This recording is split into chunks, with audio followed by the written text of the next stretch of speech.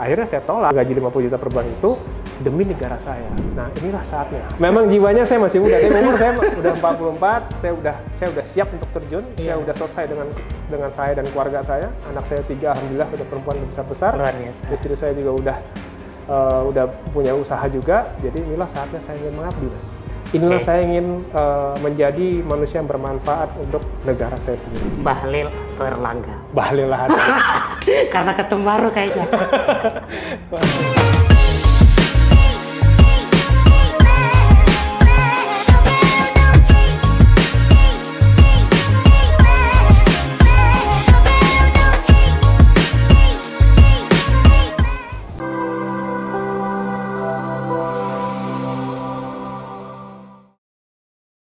Selamat datang di CPP Talk edisi janji anggota DPR. Tapi kali ini bukan hanya sekedar menagih janji anggota DPR, CPP Talk juga akan membahas sebuah perjalanan yang menginspirasi tentang bagaimana seorang pengusaha sukses, seorang profesional, kemudian memutuskan maju ke DPR RI, masuk ke dunia politik, dan membawa visi besar untuk mendorong kemajuan ekonomi lokal. Belakangan ini banyak diskusi tentang peran pengusaha yang memasuki dunia politik, membawa pengalaman, inovasi, dan manajemen mereka untuk mengatasi tantangan ekonomi. Bagaimana ini diterapkan dalam konteks lokal? Mari kita lihat tayangan berikut ini. Di tengah pergeseran dinamika politik, semakin banyak pengusaha yang meninggalkan ruang rapat dan terjun ke arena pemerintahan. Dengan modal pengalaman bisnis yang solid, mereka membawa perspektif baru, efisiensi, inovasi, dan keberanian mengambil resiko menjadi modal mereka untuk memimpin perusahaan. Tak hanya berfokus pada profit, mereka kini berjuang menciptakan kebijakan yang memberdayakan ekonomi lokal dari lapangan kerja hingga peluang usaha baru bagi masyarakat. Dari bisnis ke politik, para pengusaha ini siap mengubah tantangan menjadi peluang, membawa pembangunan ekonomi lokal ke tingkat yang lebih tinggi. Mereka yang pernah memimpin bisnis, kini memimpin perubahan.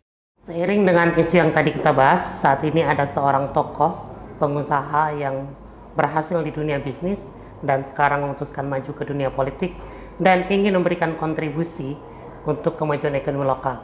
Mari kita simak perjalanan karir Bapak Fernando Ganinduto. Dalam perjalanan hidup, setiap langkah membentuk jejak yang menentukan arah masa depan. Fernando Ganinduto, seorang pengusaha sukses yang kini menapaki jalan politik, adalah contoh nyata bagaimana visi dan dedikasi dapat membangun jembatan antara dunia bisnis dan negara tercinta. Lahir dan besar di Jawa Tengah, pria yang akrab disapa Nando ini memulai perjalanan akademiknya dengan tekad dan semangat. Pendidikan di bidang bisnis yang ia tempuh di negeri orang membekalinya dengan keterampilan strategis yang kemudian membawanya meraih sukses di dunia korporasi. Dengan hasrat untuk membawa perubahan nyata, Nando akhirnya beralih ke dunia politik. Kini, sebagai anggota DPR RI terpilih untuk periode 2024 hingga 2029 dari Jawa Tengah 1, ia bertekad untuk menerapkan visi bisnisnya demi kemajuan ekonomi lokal dan negara tercinta.